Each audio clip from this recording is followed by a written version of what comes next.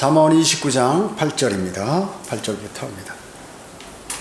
조롱하는 사람들은 성읍을 덫에 걸리게 하나 현명한 사람들은 진노에서 떠나느니라.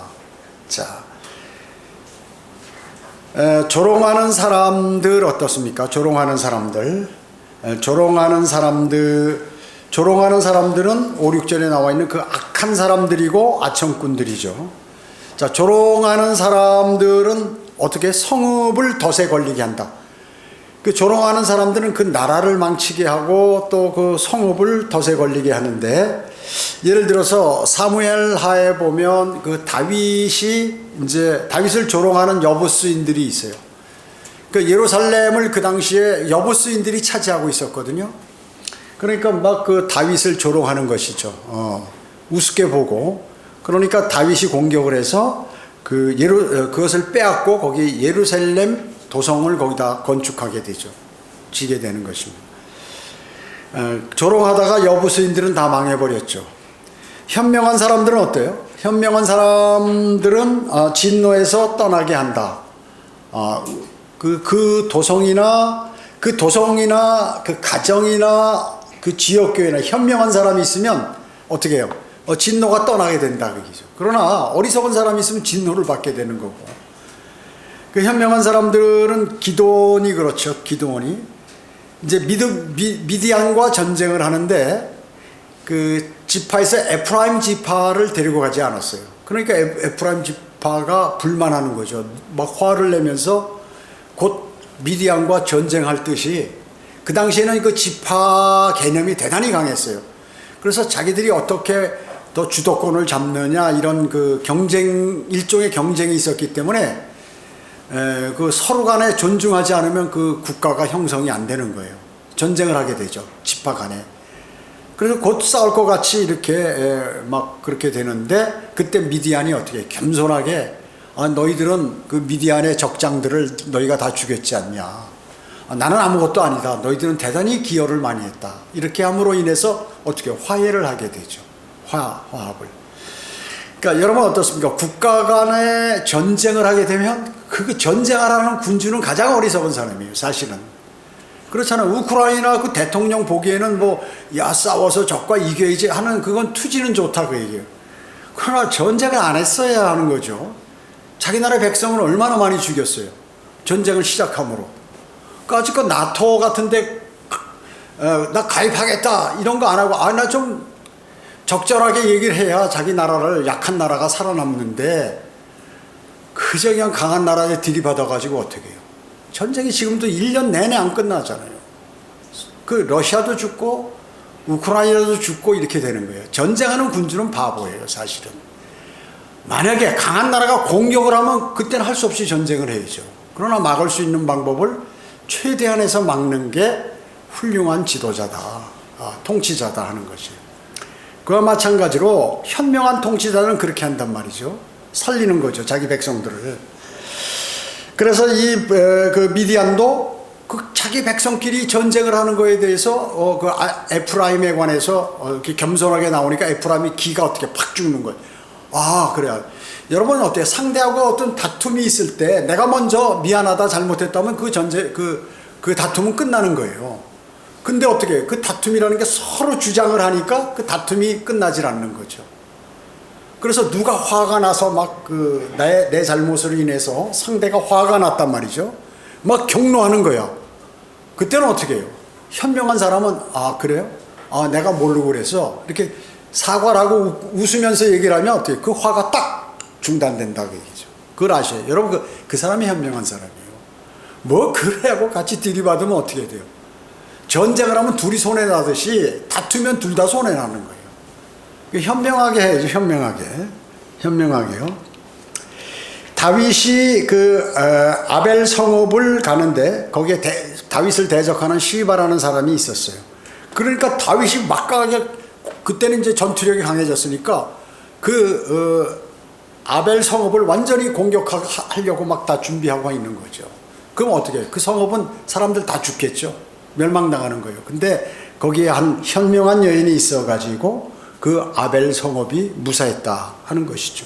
그 아벨 성읍의 백성들을 다 구한 거예요. 그 여자 한 사람이요. 현명한 사람이. 다윗에게 말을 잘해서요 말이죠. 전도서 9장 15절에 보면 작은 성읍을 큰 왕이 이제 포위했어요.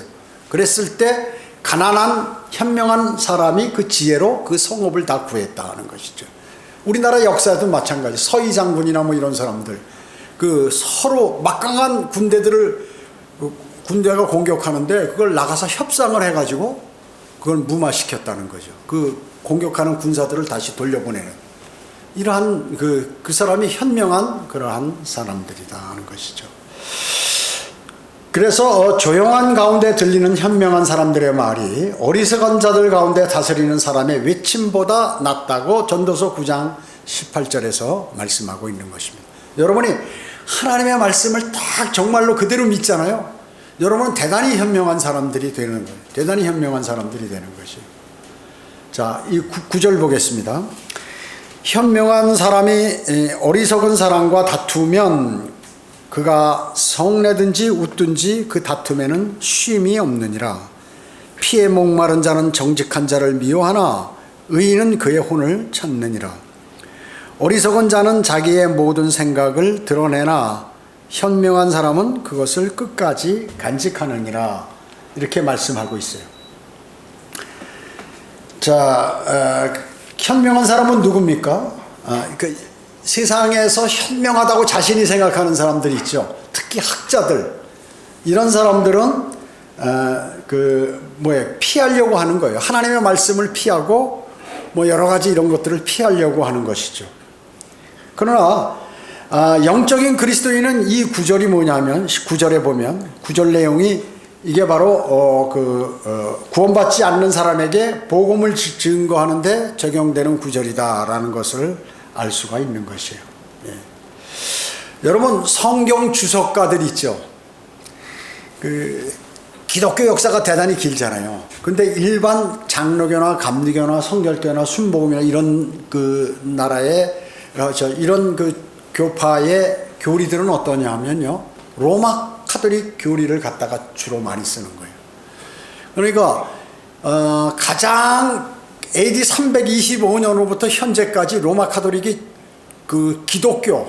기독교의 본질이라고 이렇게 다 주장했잖아요. 왜냐? 로마부터 시작했기 때문에 국가 권력이 센 데다가 세계에서 최고 강대국에다가 종교까지 갖고 있으니까 막 강제로 종교를 강요해가지고 나라를 점령해서 카톨릭을 믿는다고 그러면 다 같은 편으로 이렇게 했기 때문에 전 세계적으로 가장 오랜 기간 동안에 이 로마 카톨릭이 관장을 했다고 장악을 했어요.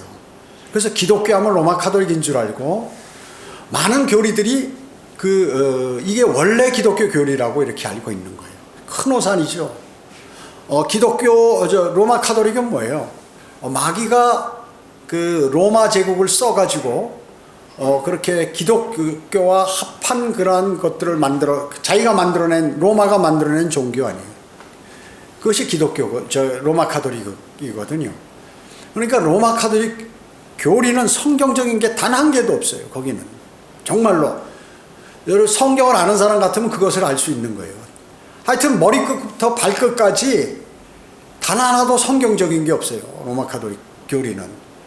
그런데 이 사람들이 전부 마귀에게 영적인 눈이 가려가지고 그게 기독교는 아름답다. 기독교는 로마 카톨릭이야.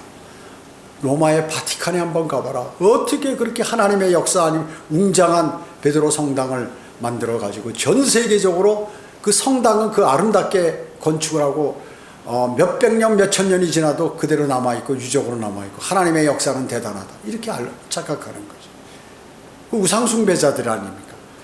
이런 것들이 많은 사람들이 잘못 알고 있듯이 그렇기 때문에 기독교 성경학자들은 전부 로마 카톨릭 교리를 배우는 거예요. 오랫동안 연구를 했기 때문에 많은 자료들이 있어요. 성경대로 믿는 사람들은 자료가 없어. 별로. 성경밖에 없는 거예요. 도망 다니느라고 바빠가지고 죽지 않으려고. 그렇기 때문에 실질적으로 이 많은 그러한 사람들은 그럼 그런 사람들이 뭐냐? 그 사람들이 단 한 사람의 혼도 구원시키지 못해요. 성경학자들이. 여러분 여기 스타 목사들 체육관에서 설교하고 막 그런 사람들, 또 이단들 막 수십만 명 모여서 이만이나 무슨 뭐 이런 장길자나 이런 사람들이 한 사람이나 구령할 줄 아나요? 혼을 이겨오지 못하는 거예요. 그거 왜 그럴까요? 그게 마귀의 자식들이기 때문에 그런 거예요. 그 사람들이요. 그래서 절대로 그 사람들이 영적인 내용을 몰라. 영적이 어떻게 돌아가는지를 모르는 거예요. 그러니까 마귀가 그 사람들을 쓰잖아요. 여러분 보세요. 여러분들이 하나님과 마귀에 대해서 잘한다. 마귀가 여러분 쓸 것 같아요? 못 써요. 절대로. 그러니까 마귀의 실체에 대해서 모르니까 막 부흥을 시켜주는 거야. 그 사람을 쓰는 거지. 마귀가 죽은 자도 살리고 말이죠. 뭐 별짓을 다 하잖아요. 쇼지만. 자, 그런 것들이 그렇기 때문에 성경학자들은 성경을 몰라요. 실제적으로. 그리고 그 사람들이 성경을 변기하는 거예요. 여기 9절에 보면 쉼이 없느니라 그러잖아요. 쉼이 없느니라. 왜 그럴까요? 어리석은 자는 쉼을 주시지 않아요. 하나님께서. 왜 그런가? 주님께 오지 않았기 때문에. 마태복음 11장 28절에 수고하고 무거운 짐진 자들아 다 내게로 오라. 그러면 내가 너희에게 힘을 주리라. 이렇게 말씀하죠. 주님께서 모든 것을 완벽하게 만들어 놓고 너희 쉬라는데 그걸 못하는 거예요. 왜? 믿지 않기 때문에요. 그리고 복음 전파하는 자를 미워하고 그렇게 되는 것이죠. 그래서 의인은 그러나 그의 혼을 찾아 잃어버린 혼들을 찾는다 그 얘기죠. 전도서 10장 13절에 보면 그의 이야기의 끝은 광기니라. 그러니까 실질적으로 모든 현명하다고 하는 자들의 그 머릿속 두뇌 한 모퉁이에는 헛것만 남아있다 말하는 게. 그렇기 때문에 철학자들이 성경을 가리킨다고 그러면 우리나라 그 도울이라는 사람 알잖아요. 김용욱이. 이런 사람들은 하버드 나오고 대학 나오고 뭐 운동도 뭐 태권도 몇 단에다가 그 사람은 그 의학도 했어요. 의사 면허도 있어. 그러니까 뭐든지 자기가 하고 싶은 거는 다 공부하면 그 사람 면허를 다 따는 거예요. 머리가 좋아서 공부를 많이 해가지고. 그러니까 이 사람이 얼마나 교만하겠어요. 그 신학교까지 나왔네. 이래가지고 도마복음, 요한복음 이런 거 강의를 해요. 여러분 철학자가 성경 공부 가리키는 걸 여러분 들으면 큰일 나는 거예요. 큰일 나는 거예요. 제가 가만히 한번 들어보니까 완전히 이건 마귀가 쓰는 사람이야. 철학자가 어떻게 성경을 안다는 거예요. 이해가. 하나님은 철학자에게 그 말씀의 지혜를 안 주세요. 절대로. 그래서 내가 대학 교수들을 믿지 말라는 거예요. 대학 교수가 뭐 목사한다 그러고 성경을 가리킨다 그러고 그거 절대 믿지 마라. 왜냐? 그 사람은 이미 오랫동안 배운 게 있어요. 자기가 배운 게. 자기 길이 있어. 근데 이거를 훈련해가지고 이 실력을 가지고 성경도 공부하려고 하는 거예요. 안 되는 거예요. 뭐 의사들이나 무슨 뭐 과학자들이나 무슨 이런 그 대학 교수들이나 성경 가르쳐준다고 하는 거 전부 이단 교리만 가르쳐요. 제가 100% 그래 100% 제가 주장하는 거예요. 그러니까 여러분들이 대학 교수가 성경을 강의한다. 절대 들으면 안 돼. 창조과학회도 마찬가지. 그럴듯하게 말은 잘하는데 그 뒤에 딱 마귀가 심어놓는 잘못된 교리들이 그 안에 있다. 그 말씀이에요. 여러분 대학 교수 중에서 성경대로 믿는 사람 목사 나온 사람 있어요? 없어요. 없어. 없어요. 무슨 무슨 일한다든지 노동한다든지 아니면 무슨 직업 중에서도 군인은 있어요. 직업 중에서도. 군인은 단순하니까 하나님께서. 그 머리 굴리고 이러진 않으니까 하나님께서 쓰시는 거예요. 그 다음에 성경대로 믿는 목회자들 보면 똑똑한 사람이 없어요. 세상 측면에서 실제 똑똑한 사람이지만 세상 측면에 보면 똑똑한 사람이 없어요.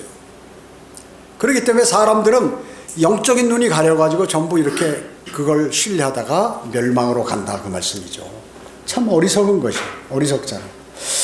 여기 복음 전파자를 비웃거나 격분하는 어리석은 자에게 익숙하다. 그의 모든 생각들을 모두 아는 거죠. 복음을 전하다 보면 이제 그런 상황을 전부 알게 되는 것이 영적인 문제. 10절에 피에 목마른 자는 자신의 죄들을 속죄하는데 완벽한 피를 신뢰하지 않는 사람은 격분하는 것입니다. 자, 여러분들이 복음을 전하면 어때요? 피에 목말라 있는데 그 사람은 예수 그리스도의 보혈을 받아들여야 돼. 그런데 막 격분한단 말이죠. 오히려 거꾸로. 그 여러분이 복음을 전하면 막 흥분해가지고 그게 흥분할 일이 안 들으면 됐고 안 믿으면 되는 거지. 왜 화를 내냐고요. 자 보세요. 여러분이 우리가 거리 설교할 때 그 성안길이나 이런 데 가면 그 마이크로 말이죠. 막 장사하기 위해서 그 거리가 떠나가도록 음악을 막 틀어놓잖아요. 아무도 말하는 사람 없어요. 근데 우리가 요만한 확성기로 얘기하죠. 그럼 신고해. 시끄럽다고. 왜 그럴까요? 왜 그럴까요?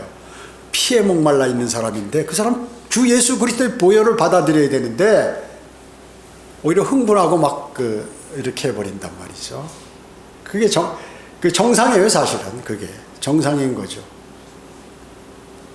그래가지고 이제 그런 사람들에게 물어보면 무슨 동정녀 탄생을 믿으세요? 뭐 복음을 전하는데 성경을 그래도 좀 많이 들어서 교회는 다니거나 과거에 다녔거나 이래서 많이 들어봤어요.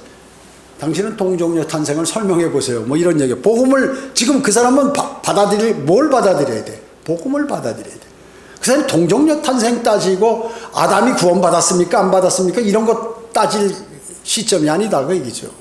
근데 물어보면 쓸데없는 얘기를 많이 하는. 여러분 그거 복음 전할 때 그 얘기하면 다 들어주면 안 돼. 딱 막아버리고 내가 끝난 다음에 나한테 얘기하세요. 또 질문하세요. 그리고 복음을 다 전하고 영접하도록 하고 영접하고 나서 이제 질문 있으면 질문해라. 이렇게 해야 돼요.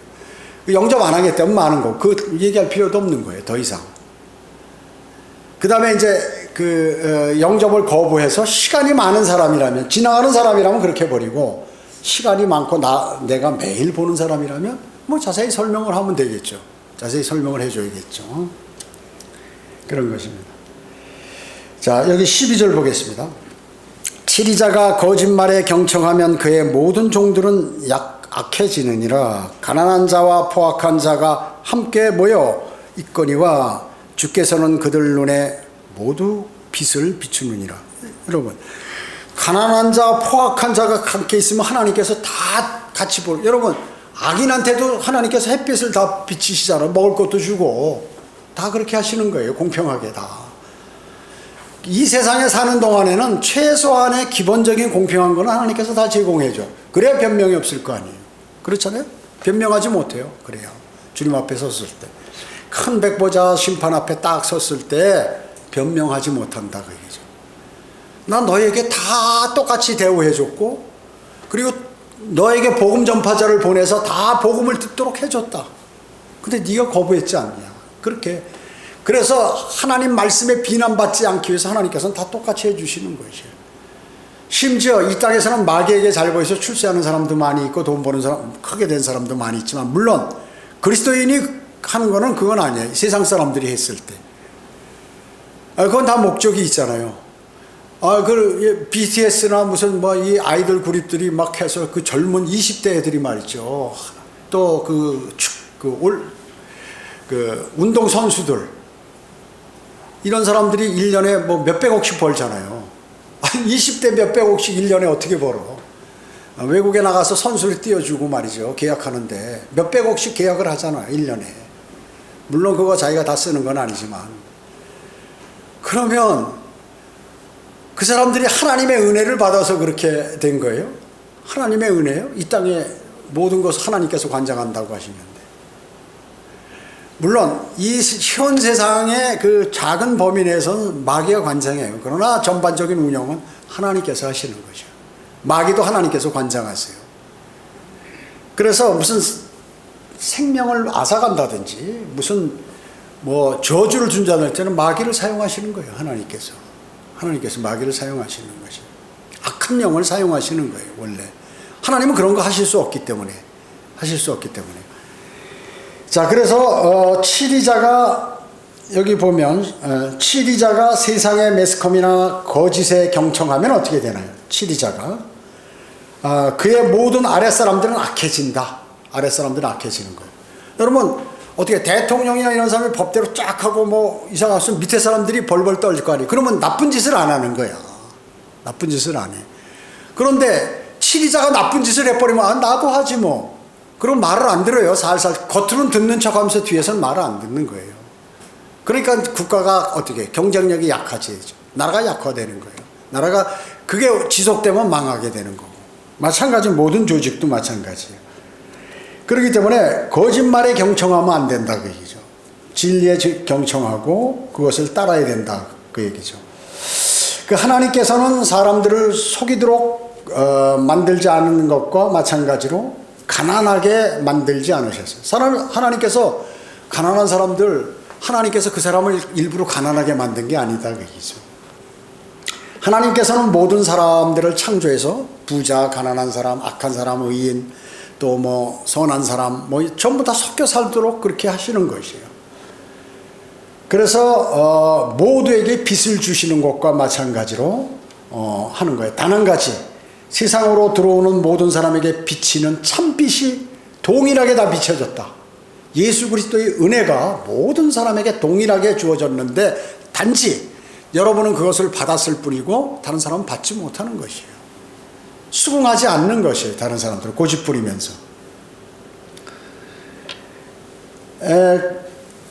가난의 치유책과 가난의 복에 관해서 가난한 사람에게도 역시 주님께서 빚을 비춰 주시는 것입니다. 마찬가지로 주님께서는 속이는 사람에게 그 사람의 이중성과 이중거래와 속임수와 배반과 정치활동에 관해서도 빚을 비춰 주신다 하는 것이에요. 동일하게 비춰주시는 것이에요. 자, 여기 14절 보겠습니다. 14절, 15절. 왕이 가난한 사람을 신실하게 판결하면 그의 보좌는 영원히 견고하게 되리라. 매와 책망은 지혜를 얻게 하나 혼자 버려진 아이는 그 어미를 욕되게 하느니라. 이렇게 말씀하고 있죠. 예. 여기서 왕은 원래 예수 그리스도를 얘기하는 것입니다. 왜냐하면 영원히 경고한다며. 왕이 가난한 사람을, 왕은 어때요? 가난한 사람을 유심히 보세요. 근데 그가 악한 일을 하면 그건 뭐 봐죠. 그러나 그가 처절하게 주님 제가 가난하고 어렵고 힘듭니다 하고 주님께 간구를 드리면 도움을 주신다 그 얘기죠. 그분은. 그렇기 때문에 그분의 보좌는 영원히, 주 예수 그리스도께서는 영원히 통치하죠. 여러분도 주님과 함께 영원히 통치하는 것이죠. 왜? 주님의 지체이기 때문에 그렇습니다. 주님의 지체를 잘라가지고 지옥에 보낼 수 없는 것과 마찬가지로 주님이 영원히 통치하시면 여러분도 함께 통치하게 되는 것이에요. 새 예루살렘에서까지. 왜냐? 우주에 많은 별들의 이방인들이 거주하잖아요. 통치를 하신다고. 여러분도요. 통치를 하시는 것이에요. 그렇기 때문에 일반 왕도 마찬가지입니다. 그 왕이나 대통령의 보좌가 견고하게 되려면 어떻게 해요? 가난한 사람들을 잘해줘야 돼요. 가난한 사람들에게. 가난한 사람들이 잘해줘야 그들이 힘을 얻게 돼요. 왜냐? 가난한 사람은 힘이 없어. 그리고 자기가 혼자 일어설 능력이 없는 거예요. 부자들은 자기가 뭐 예를 들어서 그 물가가 아무리 많이 올라도 부자는 뭐 힘든 게 없어요. 그러나 가난한 사람은 어떻게 자살하고 힘들면 먹을 게 없어서 허덕허덕 몸 건강 나빠가지고 병들어서 죽게 되고 막 이런 일이 벌어진다 그 얘기죠. 그러니까 통치라는 것은 뭐예요? 골고루 어느 정도 기반적으로 백성들이 잘 살 수 있도록 그렇게 만드는 게 통치 아니에요? 그런데 가난한 자를 무시하게 되면 어떻게? 만약에 가난한 자들이 막 병들어서 배고파서 굶어서 죽고 그러면 어떻게 될까요? 그 나라가 망하는 거예요. 왜냐면 인구가 줄어들잖아요. 그러다가 이제 그 중에 가난한 사람 가운데 악한 사람이 나오면 어떻게 할까요? 강도짓을 하는 거예요. 부자를 살인하고 그 다음에 막 그 탈취하고 그 세력이 강해지면 어떻게 해요? 혁명이나 전복을 일으키는, 그러니까 뭐라 그러나 이제 국가 전복을 하게 되는 거예요. 그렇기 때문에 나라가 망한다. 그 부자도 망해버리는 거죠. 그러니까 가난한 사람을 잘해주는 거가 부자도 오랫동안 그걸 부를 유지할 수 있도록 하는 거예요, 사실은. 그거를, 그 원리를 알아야 되는데 그 원리를 모르고 만약에 통치자가 그렇게 한다면 나중에 통치에서 내려오게 되죠. 왜냐? 반란이 일어나니까요. 자, 그래서 견고하려면 가난한 사람들의 정책을 현명하게 해야 된다. 여러분, 복지를 막 하면 그 재산이 낭비가 되잖아요. 국가 재산이 낭비가 돼. 그러나 적재적소에 잘하면 국가가 발전한다 그 얘기죠. 그걸 잘해야 되는 것이죠. 예. 자, 그래서 이런 통치자는 기간이 있잖아요. 그러나 주님의 통치는 어때요? 영원한 거예요, 영원한 거. 영원한 것이에요. 자, 15절에 보면 훈육받지 못한 사람은 비참한 아이가 된다는 그런 의미죠. 네. 그 쉽게 얘기하면 이것은 물론 아이에게도 적용되지만 현재 사상가들에게도 이렇게 해당이 되는 거예요. 현재 자유사상가, 멋대로 하는 사람들. 자, 보세요. 우리나라의 최고 석학들이다. 내가 예를 들어서 내가 대학교 그 분야에 내가 우리나라에서 제일 잘하는 사람이다. 그럼 그 사람을 가리킬 사람이 없잖아요. 누가 통제할 사람이 없어. 그 분야에 관해서. 그 분야에 관해서. 여러분 어때요?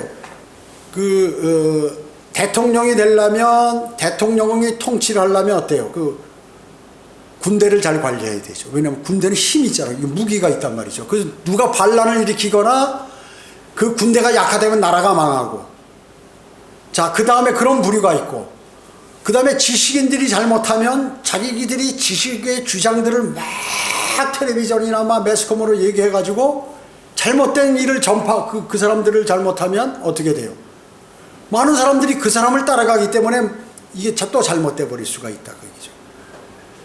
또 노동자들이나 이런 사람들이 하면 자기들의 주장을 막 하면서 그 사람들의 주장을 하면 윗사람들을 잘못한 거에 대해서 자기가 많이 가지려고 하기 때문에 그 사람들만 말 믿으면 어떻게 해요? 이게 또 잘못돼 버리는 거예요. 그 국가 발전이나 막 그 추진력이 약해진단 말이죠. 그 다음에 또 그 어떤 중산층이나 이렇게 하다 보면 이 무사한 일이나 사람은 그냥 누구예요? 그대로 있는 걸 좋아한다. 보수적으로 그대로. 뭔가 발전을 해야 되는데 안 된다고요. 그러니까 이런 것들을 융합적으로 딱 관리해서 그것들을 하나님의 말씀에서 착착착 이렇게 해버리면 쫙 올라가는 거예요. 모든 사람들이 다. 그게 통치를 잘하는 거단 말이죠. 어떠한 자기가 싫어하거나 자기 마음에 안 맞거나 사상에 안 맞는 걸 눌러버리면 다른 것까지 타격을 입게 되는 거예요. 이게 국가 경영이란 말이죠. 국가 경영이에요. 그러니까 이거 어리석게 해버리면 나라가 망하고 결국에는 국민들이 비참하게 돼버리는 거예요. 가난하게 돼버리고 다른 나라에게 먹혀버리는 것이.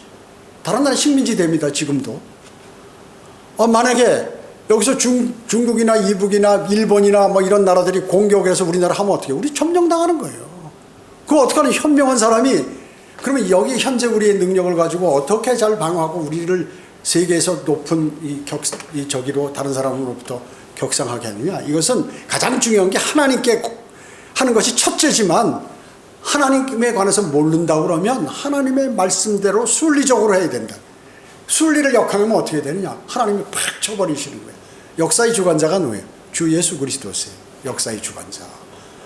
그렇기 때문에 이 지식인도 권력가도 재벌도 그 위에 하나님이 딱 보고 계신다고 해요. 이걸 아는 재벌, 아는 지식인, 아는 통치자는 정말로 현명한 사람이에요. 그런데 만약에 이걸 모르고 하면 이게 저돌적이고 자기가 앞에 구덩이가 있는 줄 모르고 막 설치면서 하다 푹 빠져버린 사람하고 똑같다 그 얘기죠.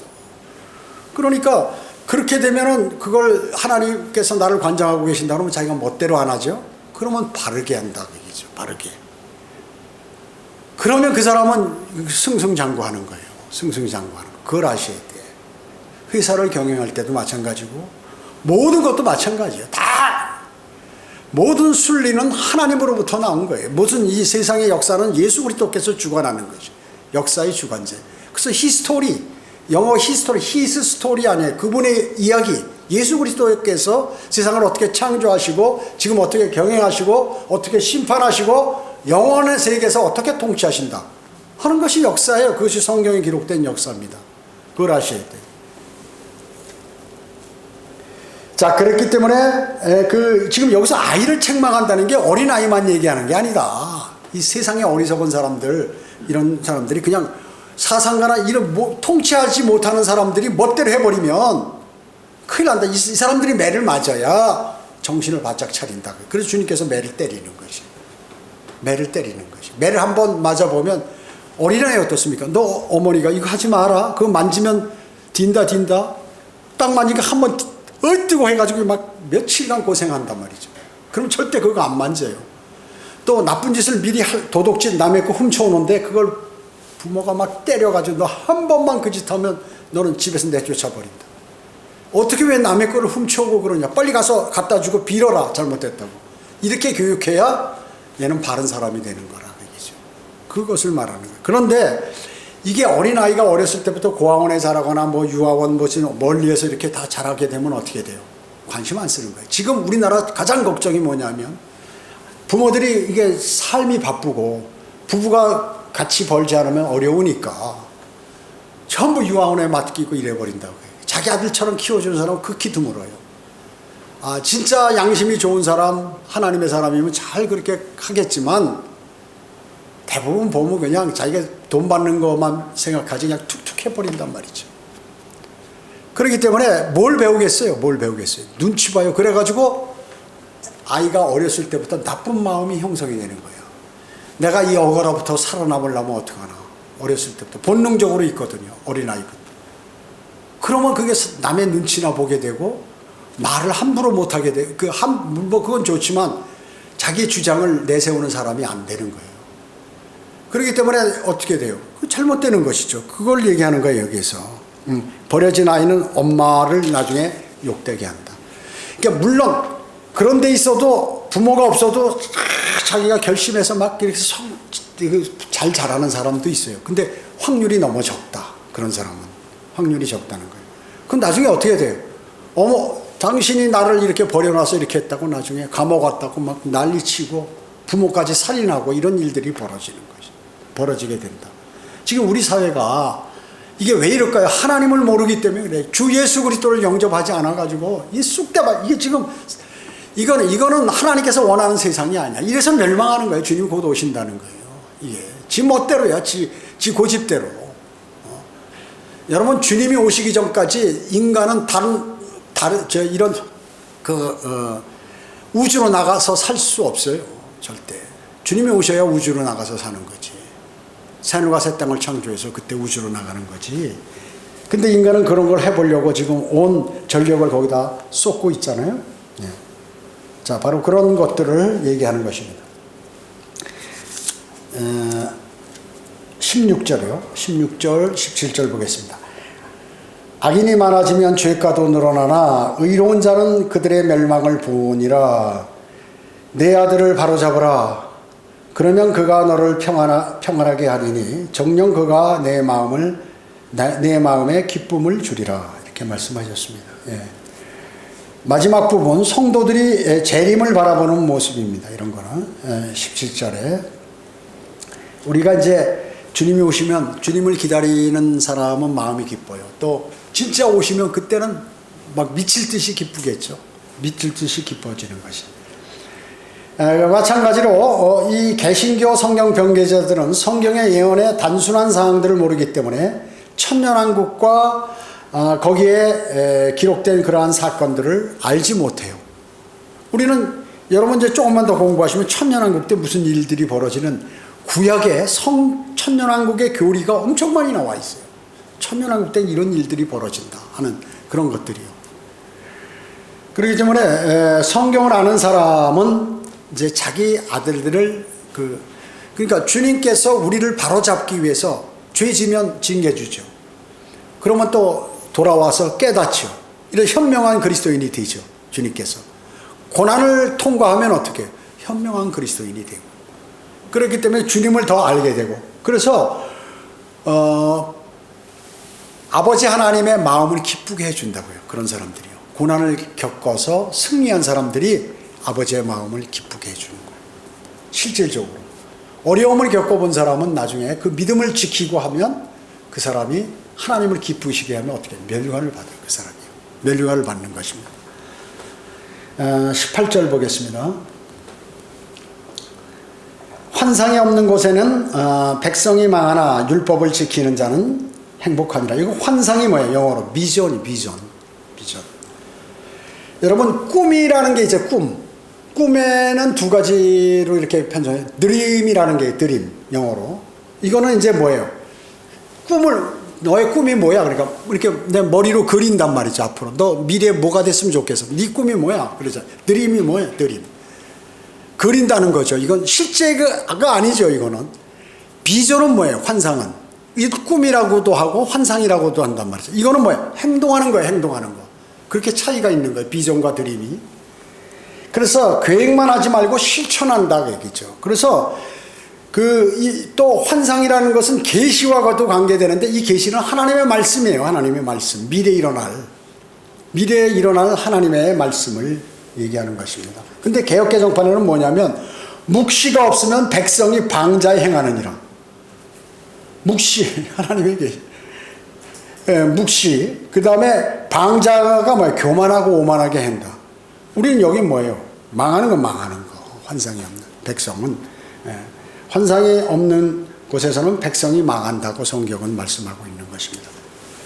여러분, 환상의 의미는 여기서 뭘 얘기하냐면, 실제적으로 나타나시는 하나님의 현현.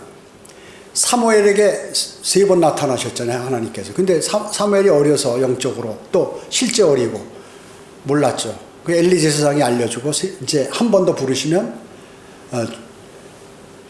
주님, 제가 주님의 말씀을 듣겠나이다. 말씀하소서. 이렇게 얘기하라고 그랬죠. 주여 말씀하소서. 주의 종이 듣겠나이다. 이렇게.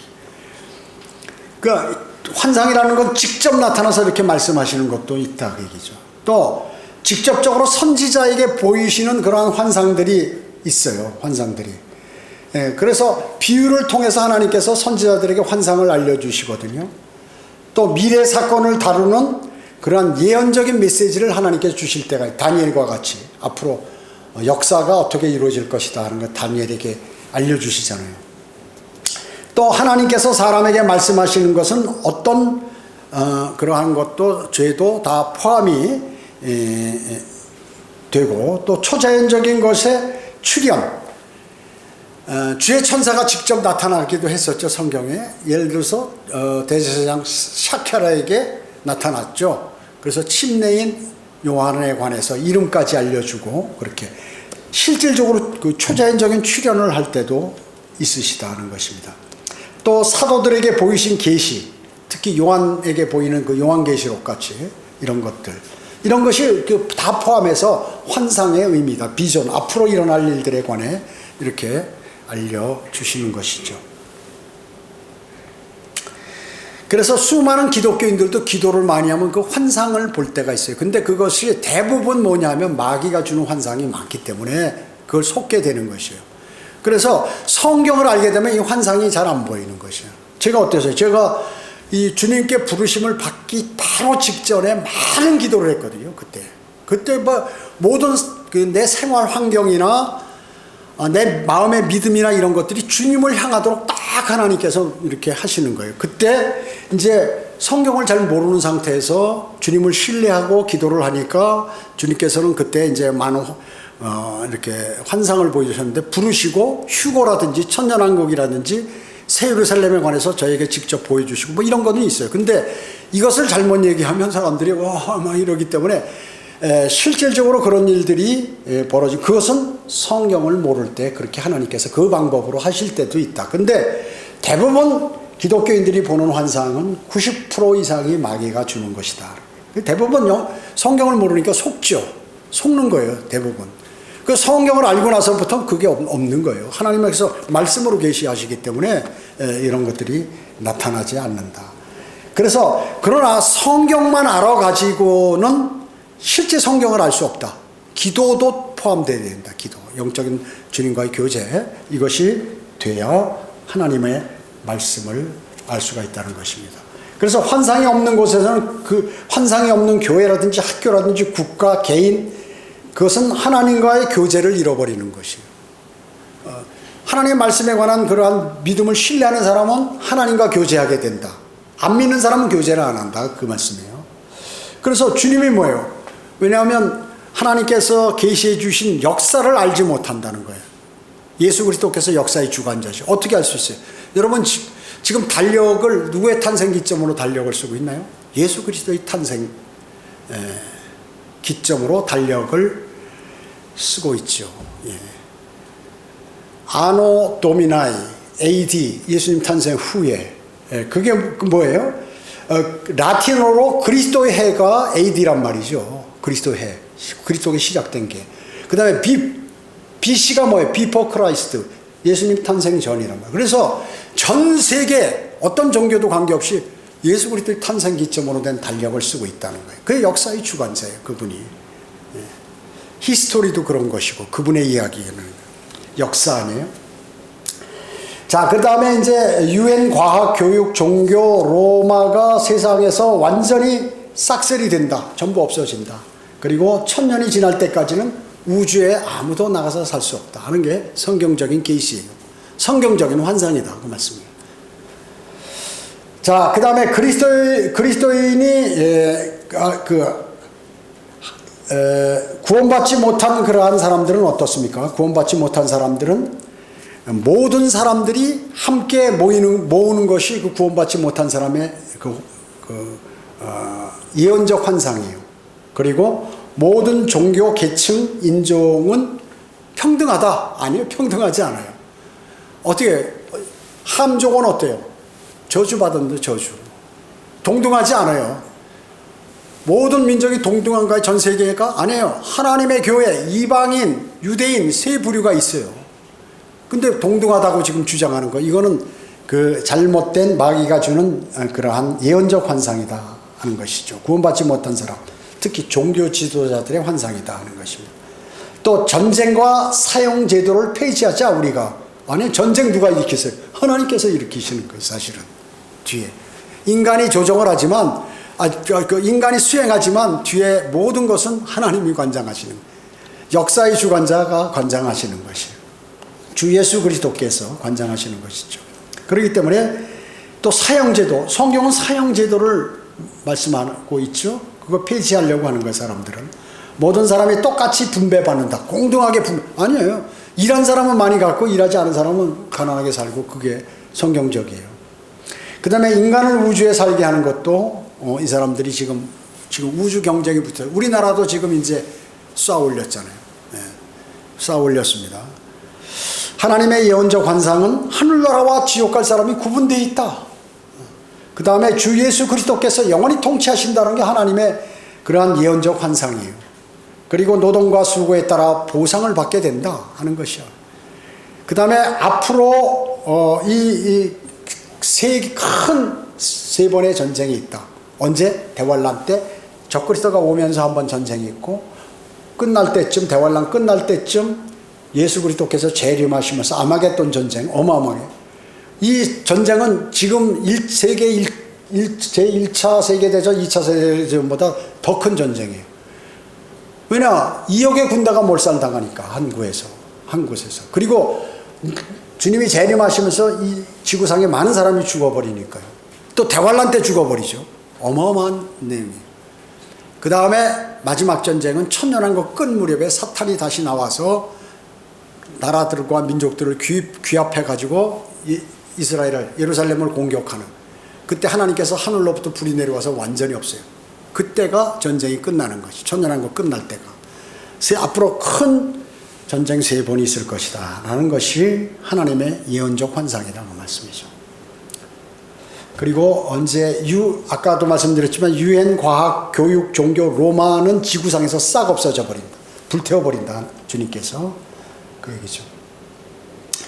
자, 그 다음에 그리스도인의 3가지 환상들을 여러분은 유의하셔야 되는데, 그게 뭐냐면, 첫째가 러커만 목사님이 주장하는 거예요.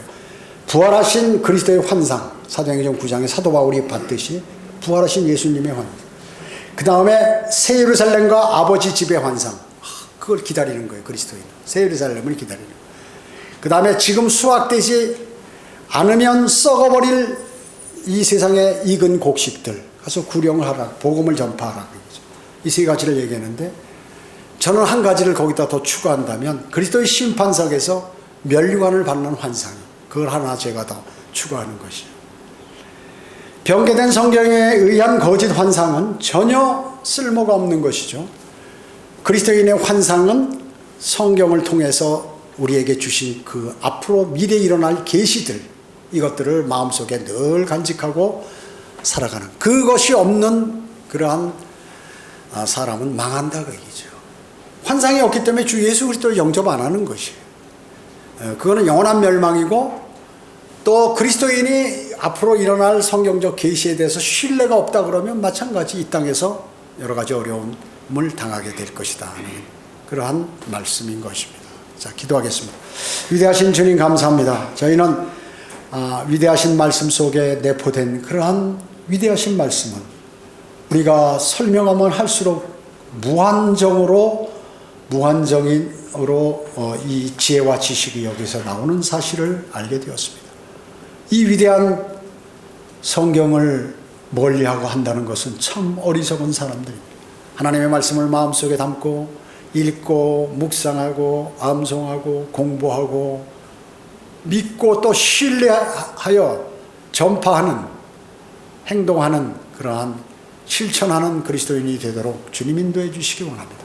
은혜 감사드리오며 다시 오셔서 저희를 데려가실 주 예수 그리스도의 이름으로 기도드립니다. 아멘.